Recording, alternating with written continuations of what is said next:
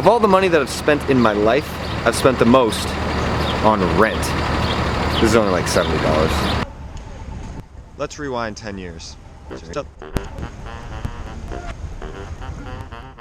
first and only place I lived up until age 18 was my parents' house in Reading, Mass.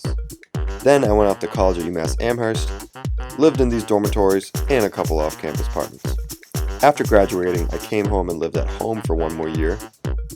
Then I moved to South Boston, Massachusetts. Then I moved to Malden, Massachusetts. Then I moved to Wakefield, Massachusetts. So I didn't know where I wanted to live or why I wanted to live there.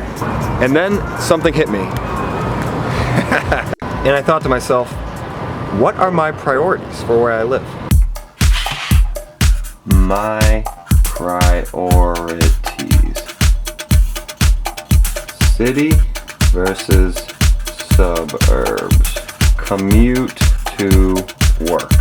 Easier to commute to work in the city because you can live closer to your work and you don't need a car. So city wins on that one. Money. This is an obvious one. Suburbs are a lot cheaper to live than living in the city. Friends. Way more of my friends are in the city. You can meet new friends in the city and there's just more people. Family. My family's in the suburbs, so that one wins. The last priority is comfortability. Suburbs are gonna win. You're gonna get more space in the suburbs. There's less people, less noise. It's just more comfortable. So the decision to live in the city versus the suburbs based on my priorities looks like the suburbs wins. But I was able to make a couple adjustments. My family is only about 45 minutes away on the train, so I can live with this one. Money. Luckily, I was able to find a small apartment and I'm actually spending less money now than I ever have, and I'm living in downtown Boston. The only thing I wasn't able to figure out though was comfortability. That is the compromise.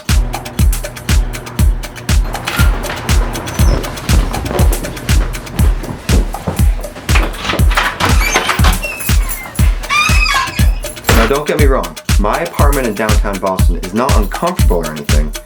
It's just a little bit on the small side.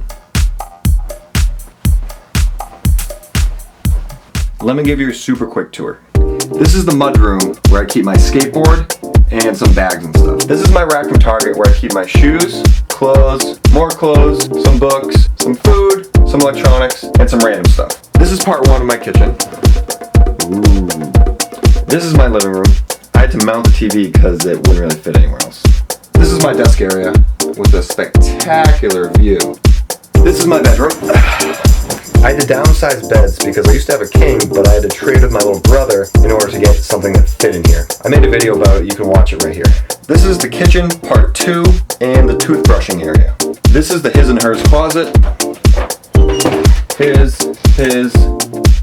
Okay, it's just a his closet. And you might be asking yourself, Nick, where's the bathroom? Well, this is the bathroom. It's a shared bathroom. And it kind of sucks, frankly, because when I have people over, hey, where's the bathroom? I have to say, out there, in the hallway. But remember, priorities. So all in all, I'm meeting almost all of my priorities except for comfortability. It's so-so, but that's compromise to meet the rest of the priorities. So the moral of the story is, where you live is one of the most important decisions you make in your entire life. So figure out your priorities, figure out what you can live with and what you can't, make it happen, and you'll enjoy yourself more. I hope. Good luck. Thanks for watching.